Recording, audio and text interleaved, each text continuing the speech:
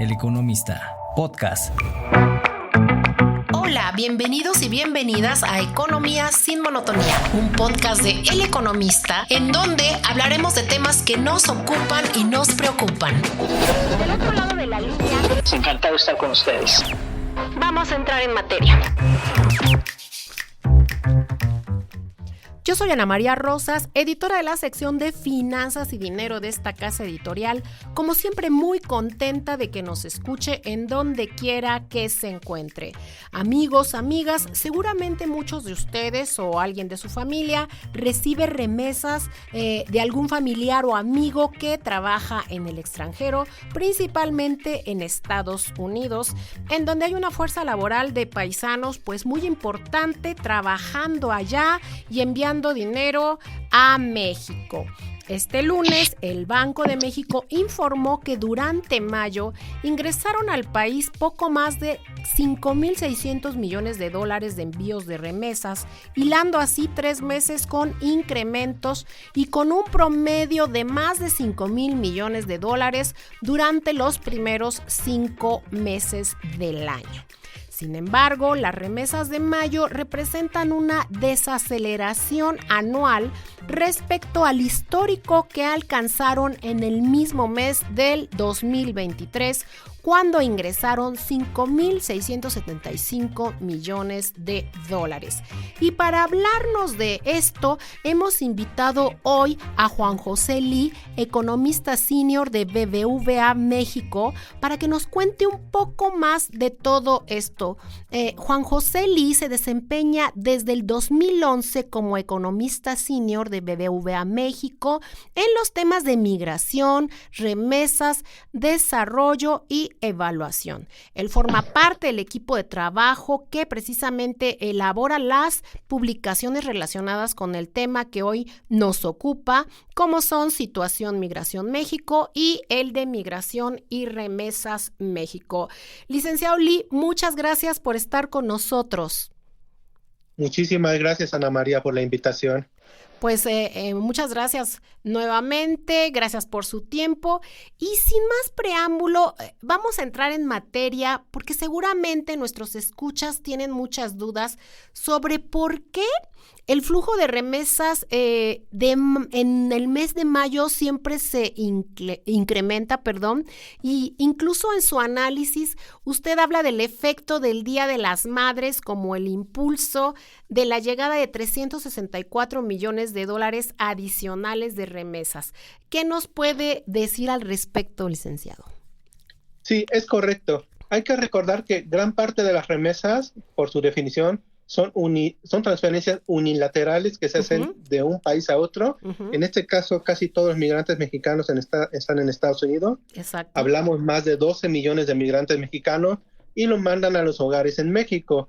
No todos los migrantes mexicanos mandan remesas, desafortunadamente, y del total de los hogares que reciben en México, alrededor de unos 1.8 millones de hogares reciben remesas aquí en México. Estás hablando de alrededor de unos 6, 7 millones de personas. Ahora, la pregunta es, ¿a quién le mandan las remesas los migrantes mexicanos? Uno pensaría, en primer lugar, que sería como a la esposa que queda con sus hijos aquí, pero lo que hemos encontrado es que la mayor parte de los migrantes mandan generalmente a sus madres, ¿no? Entonces, ¿por qué mandan a sus madres? Bueno, ya sea porque ellas reciban directamente este recurso o porque las madres administran los recursos cuando la nuera está en el hogar, ¿no? Es por eso que mayo es probablemente el mes del año cuando más se reciben remesas. Si nosotros consultamos el histórico de los últimos 20, 25 años de las remesas, notaremos que siempre hay un pico en el mes de mayo, y es que dado las festividades del día de mayo, generalmente los migrantes mexicanos que están en Estados Unidos aprovechan este mes para mandar un poco más de remesas o incluso una remesa adicional, un envío adicional de remesas para el festejo del Día de las Madres. Este dinero puede ser para gasto corriente de las madres, puede ser para ahorro o puede ser para alguna festividad, ir a algún restaurante, hacer algún convivio, alguna reunión que se hace en la casa familiar, etcétera. Entonces, generalmente siempre este mes de mayo es cuando más se reciben remesas en el año, ¿no? Y lo que nosotros hicimos es una estimación más o menos de cuánto podría llegar en este mes, considerando los meses adyacentes, de abril y junio, y al menos en los últimos 5 años, el efecto del Día de las Madres explica 6.5% del envío de las remesas en este mes, ¿no? Entonces, básicamente, podríamos decir que en el último mes, cerca de unos 360 millones de dólares se explican por el Día de las Madres, lo cual es un monto muy importante para los hogares en México. Claro, por supuesto. Y a mí me llama mucho la atención y a nuestros escuchas, bueno, si recibo más dólares, pero pero recibo menos pesos cuando voy y lo cambio. En análisis anteriores, ustedes han hablado justamente de esta relación del tipo de cambio. Ahorita, ¿cómo se está moviendo? ¿Cómo nos fue, precisamente, cómo les fue a las familias en México en mayo? ¿Qué tanto respecto al año pasado? ¿Qué tanto a lo mejor recibí más, pero realmente pues no pude gastar tanto, pues porque al momento de ir a cambiar no es lo mismo, ¿no? Sí, efectivamente. Uno pensaría que un tipo de cambio fuerte, es decir, que pague menos pesos por $1, le conviene a la economía de México. Y en general le conviene a la gente que se va de turista al extranjero o a la gente que importa bienes, es decir, que compra bienes de otros países. Pero en general, a la economía de México, donde se producen los bienes, a los exportadores no les conviene tanto porque cuestan más los productos de México y México puede vender menos en el exterior. Lo mismo pasa con las familias receptoras de remesa. Cuando el peso está muy apreciado o vale menos pesos por cada dólar, las hogares receptoras de remesa reciben mucho menos remesa. Digamos que de este año a comparación del año pasado, podríamos decir que si bien ha crecido en términos nominales la llegada de los dólares a México, en términos reales ha disminuido realmente el poder adquisitivo de los dólares. Esto porque por cada dólar que envía se traduce en menos pesos. Estamos hablando que en el último año, en términos reales, los hogares receptores de remesas han perdido más de 10% en el poder adquisitivo. Es decir, si el año pasado le llegaban, por ejemplo, 1,000 pesos, actualmente cada remesa les llega alrededor de 900, 910 pesos, ¿no?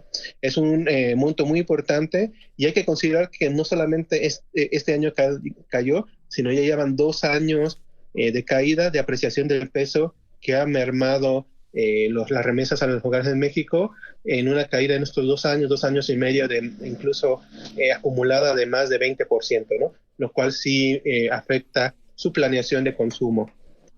Y hacia adelante, ¿cómo ven ustedes porque precisamente yo me acuerdo cuando empezaba la pandemia que no sabíamos, a todo el mundo nos sorprendió estos envíos que empezaron a crecer de una manera muy importante, llegamos a niveles históricos, y entonces de pronto empiezan a crecer hacia adelante y siempre decían, no, este año ya no vamos a lograr récord.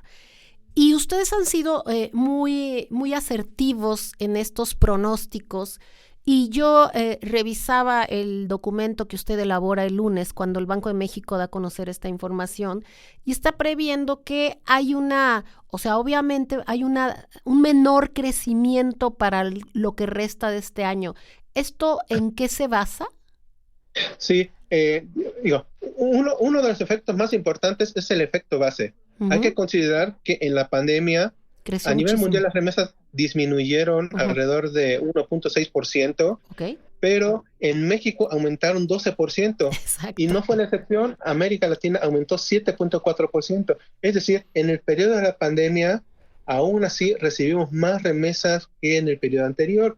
Esto se debe a que muchos migrantes en Estados Unidos estaban en sectores esenciales, básicamente no podían dejar sus empleos, y también porque muchos migrantes mexicanos ya tienen la ciudadanía o la residencia permanente. Recordemos que de esos 12 millones de migrantes mexicanos, 4 millones ya tienen la ciudadanía aproximadamente, y otros 3 millones la residencia permanente, y recibieron subsidios del gobierno de Estados Unidos, los cuales afortunadamente también se tradujeron en remesas para los hogares en México.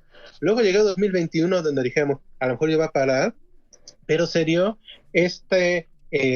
escasez relativa de la mano de obra de Estados Unidos, donde había empleos de $17 la hora, $20 la hora, que los nativos en Estados Unidos ya no querían, porque ya no les era costeable trabajar ese salario.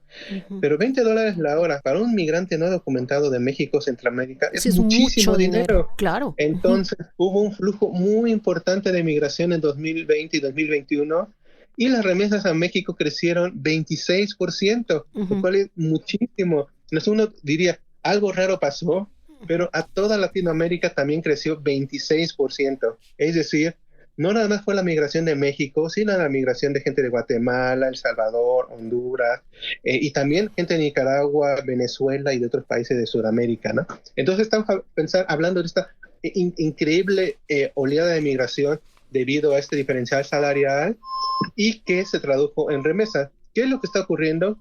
Que pues que la economía de Estados Unidos ha estado boyante, pero dado la gran cantidad de migración que va hacia ese país, últimamente ya no ha podido absorber a toda esta mano de obra migrante.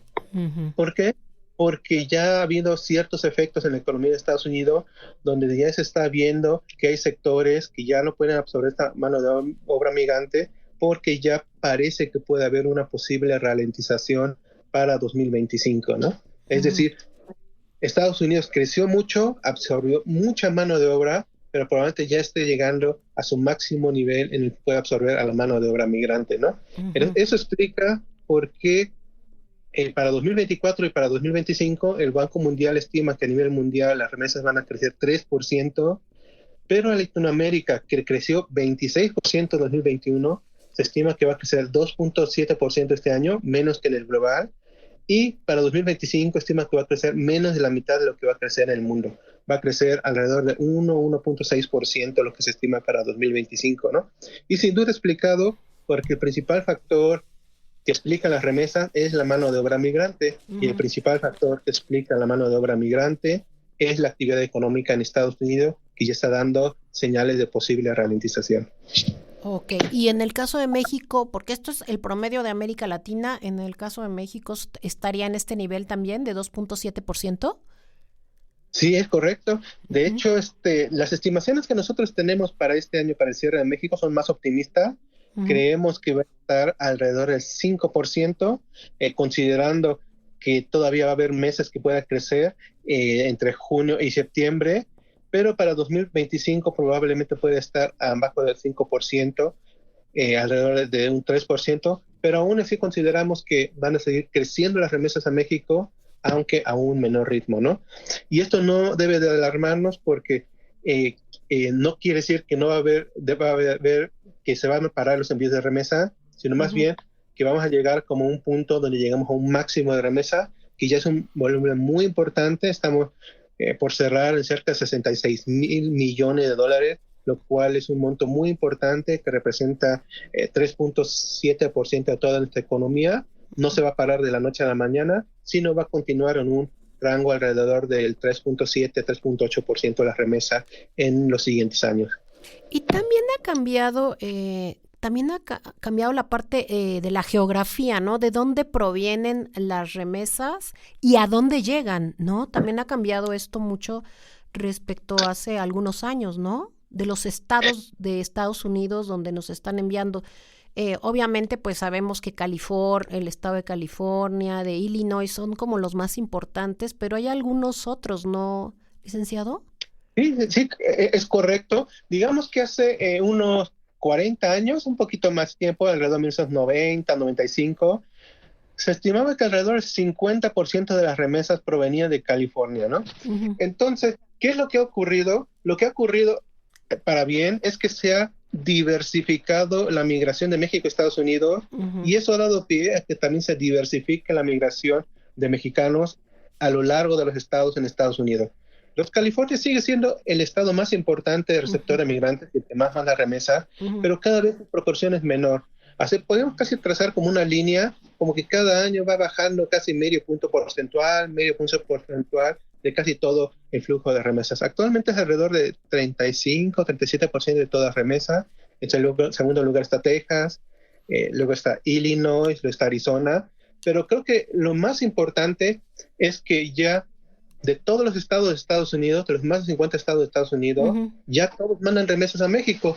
¿Por qué? Porque ya hay mexicanos, no nada más en el sector agrícola, que era donde pensábamos, sino en todo el sector servicio, Y también hay mexicanos de alta especialización que están en todos los estados que también mandan remesas a México, ¿no? Es decir, ya podemos decir que ya los mexicanos en Estados Unidos ya están dispersos en casi todos los estados, ¿no? Y por el otro lado, de los estados de donde se reciben remesas, hay que ver que para que reciban remesas deben ser estados expulsores de migrantes. Entonces, si bien hace como unos 40 años los principales estados expulsores eran Jalisco, Michoacán, Guanajuato, la región tradicional del Bajío. Exacto. En los últimos 20 años ya ha habido un crecimiento muy importante de la migración del centro, Ciudad de México, Estado de México, Morelos, Puebla, y de los estados del sur, Oaxaca, Chiapas y Guerrero. De hecho, si vemos las estadísticas, actualmente Chiapas y Guerrero ya son también de los principales estados receptores de remesas en el país. Y en esta parte llama mucho la atención, justamente, Guerrero no llama tanto la atención, pero justamente Chiapas llama mucho la atención por la parte de, sí, expulsamos personas que se van a trabajar, pero también hablaban mucho que también podría ser por las personas que están de paso, ¿no? No necesariamente mexicanos, y estas remesas ya vendrían de las naciones de, no sé, de Centroamérica. ¿Esto es correcto? Justamente fue una teoría que empezó a surgir en 2019, 2020, que se empezó a analizar porque a lo mejor muchas de las remesas llegaban a la parte de Tapachula, donde era llegaba gran parte de la migración centroamericana, pero lo que nos dimos cuenta tras analizar los principales municipios receptores es que muchos ya están en la parte del centro, ya están más en la parte de Tuxtla Gutiérrez, Chiapa de Corzo, en toda esta región. Entonces, ya están llegando remesas a muchos municipios donde no son corredores ordinarios para los migrantes centroamericanos. Entonces, si bien a lo mejor parte de esas remesas sí puede ser de población de tránsito, es una parte pequeña. Lo que sí podemos ver es que gran parte es de la población de Chiapas. Y hay un dato que nos confirma esto. El Instituto Nacional de Migración registra a los mexicanos que son deportados de Estados Unidos a México, y en los últimos 3 años, si hacemos un promedio, Chiapas es el estado que más ha recibido deportados desde Estados Unidos, lo cual nos quiere decir que están deportando chiapanecos a México, y por tanto ellos ya están también en el sector, en este circuito migratorio hacia Estados Unidos, ¿no? Muy interesante esto. Y me llama mucho la atención, donde dice que ya hay mexicanos, pues que trabajando en otros sectores, que ya no solamente en el campo, sino sectores ya de más especialización. ¿Tienen ustedes detectados en qué estados y en qué actividades es donde están llegando más mexicanos que están, pues ya serían en remesas no de $100 o de 300, ¿no? Sí, no, de hecho, piensa, para construir una casa muy bonita en sectores rurales, tienen que enviar remesas de más de $1,000 mensuales para que en verdad pueda servir para construir una casa, ¿no? Hemos visto en diferentes pueblos que hay casas claramente que son de personas migrantes, entonces con $100, $200 no pueden construir una casa. Ya son montos importantes de mexicanos que ya están más realizados, que a lo mejor ya tienen una empresa y que ya son empleadores y que ya puedan dar empleo incluso a otros migrantes, ¿no? Sí tenemos detectado cuáles son los estados. Sin duda los principales estados son los mismos donde están los estados migrantes, principalmente California, Texas, Illinois y Arizona. Okay. ¿A qué se dedican actualmente los migrantes mexicanos? Solamente el 5% está en el sector agrícola, ya sea tanto documentado como no documentado. El resto está en otros sectores. De hecho, si quisiéramos describir un posible estereotipo del migrante mexicano actual, sería el migrante que está en el sector servicios, ya sea atendiendo una tienda como vendedor, ya sea, por ejemplo, en un restaurante, ya sea como mesero, ya sea lavando platos. Las mujeres a lo mejor están en el sector de hostelería, realizando como algunas actividades de limpieza. Entonces, gran parte de los migrantes mexicanos ya no están en el campo, están en las grandes ciudades, en actividades de servicios auxiliares, que si bien a lo mejor es mejor remunerado que en el sector del campo, todavía tienen baja remuneración si se compara a otros grupos de migrantes, como los que provienen de Asia, los que vienen de Europa. Pero hay profesionistas también, ¿no? También ya hay profesionistas Que Sí, ya, claro, no hay sé, muchos médicos, profesionistas mexicanos. lo que se habla Médicos. mucho de las propias enfermeras, Sí, e incluso los médicos mexicanos y los médicos centroamericanos, sudamericanos, no descansaron durante la pandemia y contribuyeron de forma muy importante a que se reabriera rápidamente la economía de Estados Unidos. Es decir, ya hay incluso muchos migrantes mexicanos que ya tienen doctorado, que al no encontrar oportunidades económicas en México, deciden quedarse en Estados Unidos. O sea, algunos se habrían ido solamente durante la pandemia y se quedaron allá o ya vivían allá. No, ya hay muchos migrantes mexicanos que ya tienen doctorado, que hacen el doctorado allá y ante la falta de oportunidades acá, se quedan allá. Digamos, es una fuga de cerebro que tiene México, pero hay también migrantes mexicanos que se dedican, precisamente mujeres que son enfermeras o mexicanos que son médicos, que también contribuyeron a la rápida reapertura económica en Estados Unidos y que ayudaron durante la pandemia. Sí, y cuando hablamos de doctorados, pues es doctorados también en cualquier otro ámbito, ¿no? Sí. Sí, no tiene que ser. Altamente especializados. Exactamente, y están ahí y bueno, pues ingresará un poco más. Licenciado, una última pregunta de mi parte. No sería la última, pero el último tema. También se hablaba mucho de que tenía que ver este envío de remesas, que por aquí también podría haber dinero del lavado de dinero, ¿no? Algunas de estas remesas. ¿Ustedes han analizado este tema? ¿Cómo lo perciben?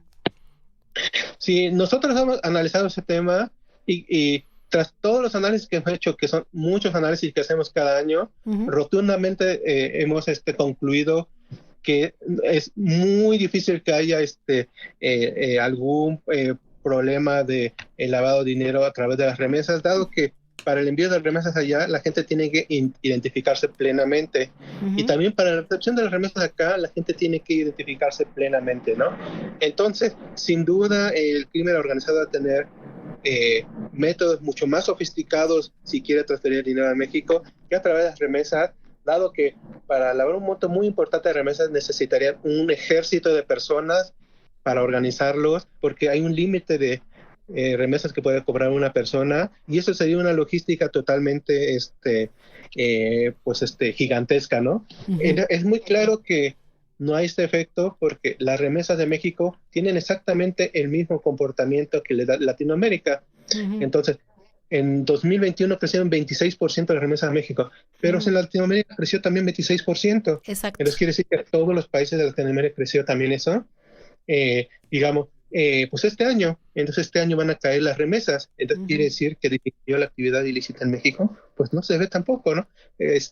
Entonces realmente la única explicación del sube y baja de las remesas es el ciclo económico en Estados Unidos. Mientras la economía de Estados Unidos está muy bollante, va a haber más migraciones a ese país y más remesas a México.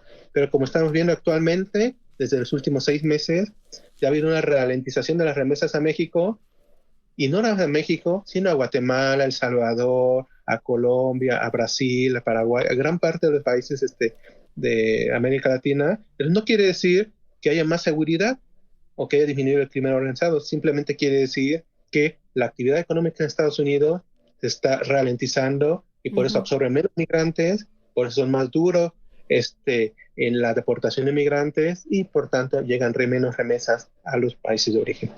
Entonces podemos decirle a las personas, a nuestros amigos, amigas que nos escuchan y que reciben este dinero de sus familiares, que bueno, pues se preparen un poquito porque podría bajar un poco esta recepción de dinero, ¿no? No va a dejar de llegar, pero quizá les llegará menos, y aquí está el otro factor que es el tipo de cambio, ¿no? Sí, sin duda, estos son los dos factores, el monto total de la remesa y el tipo de cambio. Y yo creo que lo más importante es no especular con el tipo de cambio, sino más bien, si los gastos se van a realizar en México, a través de familias en México, tener el dinero en pesos, y si los gastos se van a realizar en Estados Unidos, tener el dinero en dólares, ¿no? Básicamente. Esta es una recomendación muy interesante, porque pues a veces estamos ahí esperando a que cambie. Y bueno, sí, ¿no? Ay, bueno, a ver si va a subir y vemos que baja y baja y baja. tampoco creo que lo guarden mucho tiempo. Generalmente, pues nos lo decían quienes, las remesadoras, ¿no? Generalmente la gente cambia inmediatamente ahí el dinero, ¿no? Porque lo va a usar para, como usted lo acaba de decir, para su gasto corriente, ¿no? Entonces es muy raro que lo tengan, o sea, no lo van a invertir en CETES, ¿no? Entonces, quizá algunos sí lo hagan, pero son los menos, ¿no? Pues licenciado, yo le quiero agradecer que haya estado con nosotros. Creo que ha sido muy, muy importante para todos aquellos que nos escuchan, reciban o no remesas. Creo que, pues como usted lo acaba de decir, es dinero importante, casi 66,000 millones de dólares, ¿no? Como usted dice que ingresaron en el último año. Entonces, bueno, pues es importante. Muchísimas gracias por haber compartido con nosotros estos minutos de su tiempo. Muchísimas gracias a ti, Ana, por la invitación. Hasta luego. Y bueno, por lo pronto yo me despido, amigas, no sin antes invitarlos a que se suscriban a la edición impresa de El Economista, que le dará acceso a todo el acervo de publicaciones, suplementos, especiales y bueno, a nuestro sitio web, que está la verdad muy bien. Y no dejen de escuchar toda la oferta de podcast también en El Economista, que cada día es más variada, y todo esto a través de las distintas plataformas que usted ya conoce. Yo soy Ana María Rosas, hasta la próxima.